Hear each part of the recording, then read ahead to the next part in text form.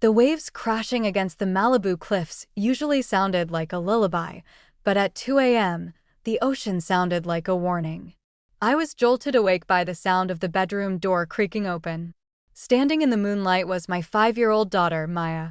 She was clutching her stomach, her tiny body trembling violently under her pastel pajamas. "Mommy," she whimpered, her voice cracking with a terrifying strain. "The pretty pink corals, they're sticking to each other. They're biting me." I threw off the duvet and knelt beside her. Her skin was freezing, yet a thick bead of cold sweat was breaking out across her hairline. I pressed my palm to her forehead. No fever. But when I gently touched her abdomen, she let out a sharp, agonizing shriek and collapsed forward, curling into a tight, defensive ball on the hardwood floor. Panic, cold and sharp, flooded my veins. I scooped her up, wrapped her in a beach towel, and ran barefoot out to the car. The drive down the Pacific Coast Highway felt like a blur of red taillights and blinding high beams. By the time I burst through the doors of the pediatric emergency room in Santa Monica, Maya's breathing was shallow and jagged. The attending physician, Dr. Vance, was young, his face a mask of clinical detachment. "We need an immediate abdominal ultrasound," he ordered, his voice clipped. I carried Maya down the echoing, sterile corridor. The ultrasound room was dark, save for the blue glow of the monitors. Maya lay on the paper-lined table, tears pooling in her eyelashes. "Mommy, I'm scared. Make the corals stop." "I'm right here, sweetie." "Mommy's got you," I whispered, though my own voice was a thin thread ready to snap. The ultrasound technician glided the cold wand across Maya's soft belly. Suddenly, his movements froze. His brow furrowed into a deep, alarmed crease. On the screen, a chaotic cluster of bright, perfectly spherical shadows appeared, tightly linked together like a horrific chain. He didn't say a word to me. He just clicked the machine off, printed the report, and handed it to me with a look so devoid of warmth it made my blood run cold. "Take this back to Dr. Vance. Immediately." I hurried back to the exam room, Maya heavy and shivering in my arms. Dr. Vance took the report. The moment his eyes scanned the images, the color instantly drained from his face. He stood up so fast his chair scraped violently against the linoleum. He didn't look at me like a worried mother anymore. He looked at me like a detective staring at a prime suspect. Without offering a single word of explanation, he turned on his heel and strode out to the nurse's station. I followed him to the doorway, my heart hammering against my ribs. I watched him lift the receiver of the desk phone. His voice was low, but it vibrated through the quiet hallway. "Yes, I need to report an emergency. We have a 5-year-old female with suspected severe child abuse. Multiple foreign objects detected in her digestive tract. Send officers now." A bomb went off in my brain. Abuse? Foreign objects? Before I could even process the words, the heavy double doors of the ER burst open. 2 police officers pushed past the reception desk. Their eyes scanned the room and locked onto me. They didn't ask if Maya was okay. They didn't ask about her symptoms. The taller officer stepped directly into my space, his expression hardened. "Who is the primary caregiver?" My legs simply ceased to hold me. The room spun, the harsh fluorescent lights blurring into streaks of white. My knees buckled, and I slid down the wall, clutching my sobbing daughter to my chest as I collapsed onto the freezing hospital floor. The interrogation room at the Santa Monica police station was suffocatingly hot, a sharp contrast to the air-conditioned hospital. A single window looked out toward the distant, mocking blue of the Pacific. I sat on a hard metal chair, my hands tucked under my thighs to hide how violently they were shaking. Maya had been rushed into emergency surgery, and the physical emptiness in my chest felt like an open wound. Across the metal table sat Detectives Miller and Lynn.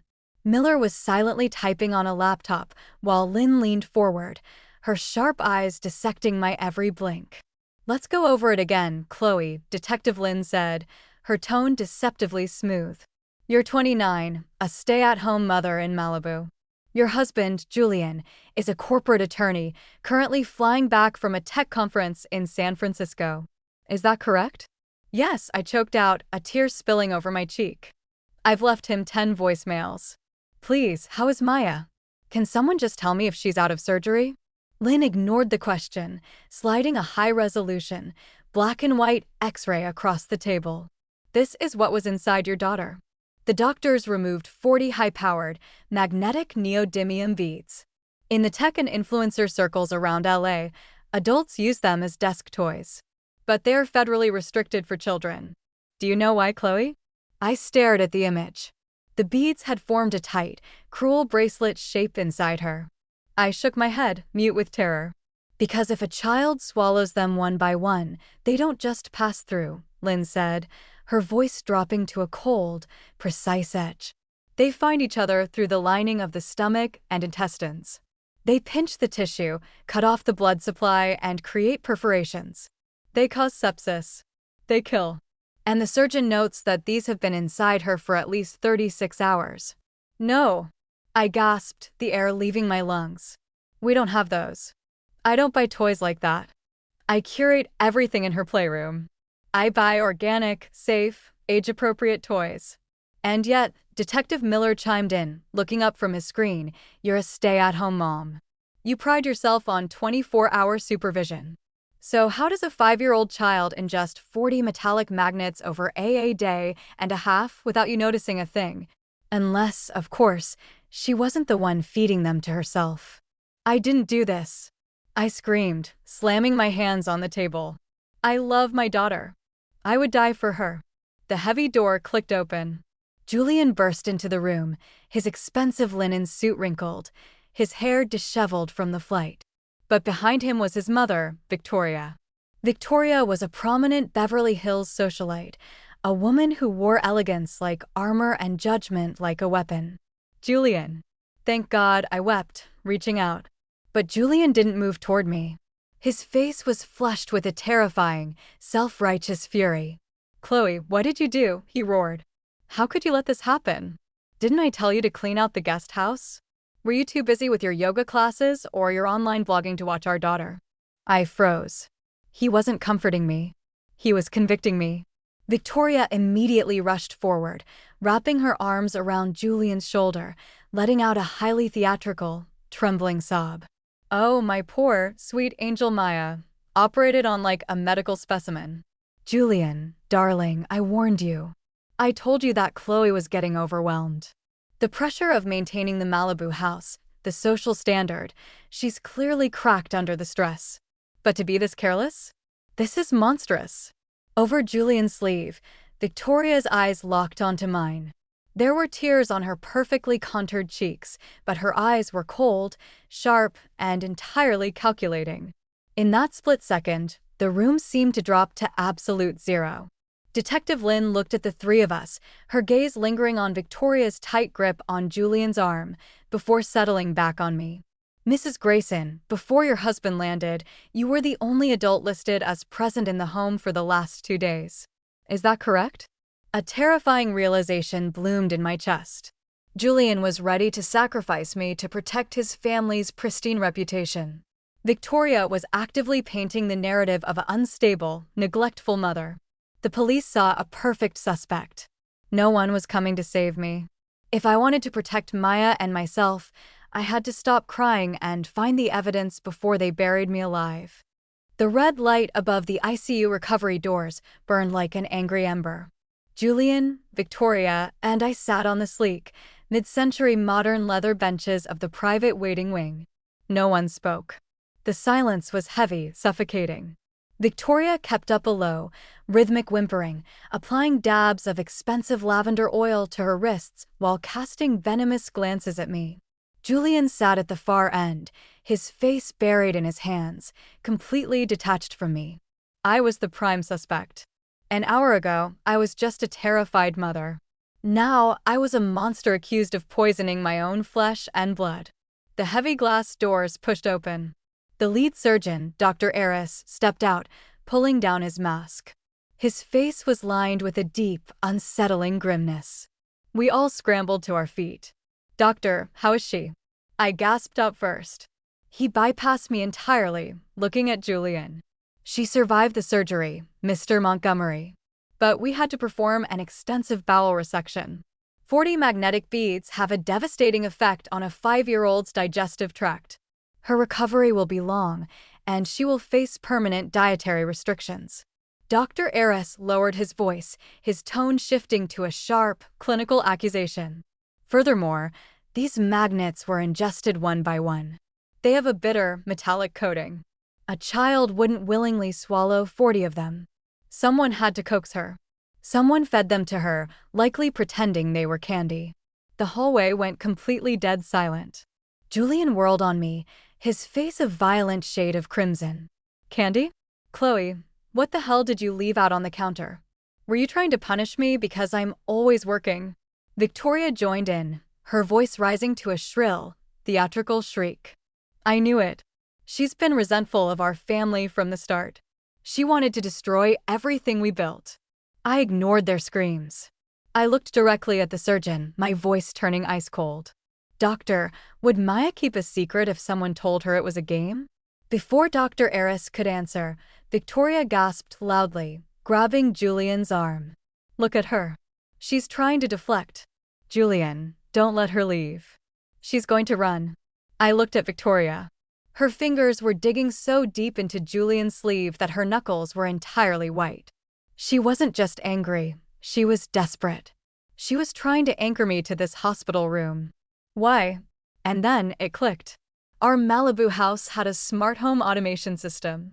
6 months ago, after a string of high-end beach house burglaries, I had hidden a small, motion-activated nanny cam inside a decorative seashell on the living room mantel.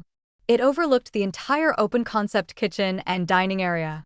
The monster had left a digital footprint, and I needed to get to that server before it was wiped. I turned toward the elevators. Julian stepped in front of me, blocking my path, his eyes bloodshot. Where do you think you're going? To destroy the evidence. Victoria threw herself forward, grabbing my jacket. Chloe, please. Maya needs her mother. Stop throwing a hysterical tantrum and stay here. They were playing their parts in perfect, rehearsed harmony. They wanted me trapped in this hospital under police watch, while the 48-hour cloud storage loop on our home network automatically overwritten itself. A harsh, humorless laugh escaped my lips. I pulled out my phone, unlocked it, and dialed Detective Lynn's direct number right in front of them. The call connected on the second ring. Detective Lynn, this is Chloe Montgomery. I am currently at the hospital, and my husband and mother-in-law are physically restraining me from leaving. They claim they are afraid I will destroy evidence. I want a police escort to my house immediately. I watched Victoria's face drop. The fake wailing stopped instantly. The grieving grandmother vanished, her mouth hanging open in pure, unadulterated panic. Mrs. Montgomery, do not move. Detective Lynn's voice crackled through the speaker, suddenly sharp and alert. I'm dispatching a unit to your location right now. Keep the line open. Julian froze, the first flicker of genuine fear touching his angry eyes. Victoria tried to recover, her voice trembling, but this time, she missed her cue completely. Detectives don't understand. Family privacy, Chloe. Why would a good mother care about a house camera right now? Because, I said, looking her dead in the eyes, I want the footage preserved before anyone can delete it. And judging by how tight your grip is, Victoria, you know exactly what that camera saw. The drive back to Malibu was dead silent. I rode in the back of Detective Lynn's cruiser, my eyes glued to the passing coastline. Julian and Victoria followed closely behind in a separate police vehicle. When we pulled up to our modern beachfront house, Julian tried to push past the officers to enter first, but Detective Lynn held up a stern hand. Stand back, Mr. Montgomery, she commanded. Until we review the footage, this property is a restricted scene. Inside, the house was frozen in the exact state it was when I ran out holding Maya. Her small pink flip-flops were scattered by the glass sliding doors. A half-finished drawing of a sea turtle lay on the kitchen island next to an open box of crayons. My throat tightened with a fresh wave of agony. Where is the device, Chloe? Detective Lynn asked. I pointed to the mantel. The decorative white seashell on the far right. The camera syncs directly to the encrypted smart home app on my tablet. Victoria stepped forward, her voice tight and high-pitched. Oh, please. That silly little security system is always glitching. It probably didn't even record anything yesterday. Let's find out, Lynn said smoothly. With trembling fingers, I opened the application on my tablet and entered the passcode. My heart hammered violently against my ribs as the cloud storage files from the last 36 hours loaded onto the screen. I scrolled back to yesterday afternoon. The grainy, wide-angle video feed filled the screen. Maya was sitting at the kitchen island, humming happily while coloring. In the background, my own reflection could be seen loading beach towels into the laundry room down the hall. Then, Victoria entered the frame. She wore her expensive designer sunglasses indoors, carrying a small, sleek velvet pouch. She walked over to Maya with a wide, maternal smile, the same smile she used in photos to look like the perfect, devoted grandmother. The audio cut through the quiet room, crisp and undeniable. "Look what Grandma brought you, sweetie," Victoria's voice purred on the recording. "They're magic mermaid pearls from the deep ocean. If you eat them, they grant wishes." Maya looked up, her innocent eyes wide. "But Mommy says I shouldn't eat shiny things." Victoria patted Maya's cheek, her expression shifting into something deeply manipulative. "Mommy doesn't know about magic. But here is the trick, Maya. It's our little secret. If you tell Mommy, the magic breaks and she will be very, very mad at both of us. You don't want Mommy to be mad, right?" On screen, Maya hesitated, then slowly nodded. Victoria opened the pouch and began placing the shiny, magnetic neodymium beads onto a napkin, counting them out like candy. Maya swallowed the first few, grimacing and clutching her throat. "They taste bad, Grandma. They hurt." "That just means the magic is working, brave girl." "Finish them all," Victoria urged, her eyes darting toward the hallway where I was working, making sure she wasn't caught. "My God," Julian whispered, stumbling backward until his shoulder hit the glass wall. All the self-righteous fury drained from his face, replaced by a sickening, hollow horror. "Mom, what did you do?" "Julian, no. It's a deepfake." She manipulated the app. Victoria shrieked, her perfectly manicured hands clawing at the air. But her voice cracked, and her eyes rolled back in sheer panic. The video continued, showing Victoria carefully gathering the remaining magnets, wiping down the kitchen island with a wet wipe, and placing the napkin into her designer purse before making a quiet exit. Detective Lynn turned slowly to face Victoria. "Victoria Montgomery, you are under arrest for aggravated child abuse, criminal negligence, and providing false statements to peace officers." As the steel handcuffs clicked around Victoria's wrists, the polished Beverly Hills socialite completely shattered. She began thrashing violently, her hair falling out of its neat bun, mascara bleeding down her face as the officers dragged her toward the door. "I didn't mean to hurt her permanently," Victoria screamed at Julian, her voice echoing off the concrete walls. "I just wanted her to get a stomachache. I wanted you to see that Chloe was a terrible, distracted mother. I wanted my son back." The front door slammed shut, cutting off her hysterical cries. The house fell completely silent. Julian turned to me, his tears falling onto the hardwood floor. He reached a hand out to me, his voice trembling.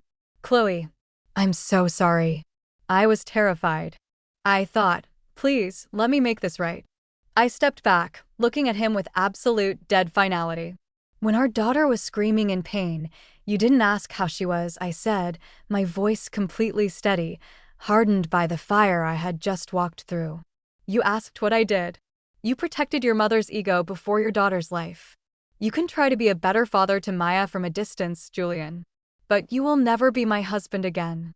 1 year later, the yellow sun of Malibu streamed into a much smaller, quieter cottage near the beach, a home Victoria had never stepped foot in. Maya sat at the small wooden table, laughing as she painted a bright watercolor of a coral reef. The real corals. The safe ones. The divorce had been brutal, but the court footage left Julian with no leverage. I secured sole legal and physical custody. Victoria was serving a lengthy sentence in a California state penitentiary, stripped forever of her wealth, her social standing, and her family. Julian was allowed short, supervised visits under the strict eye of a court-appointed social worker. He had learned to follow every single rule because he knew that I was no longer the quiet girl he could bully. I had become the wall that nobody would ever cross again.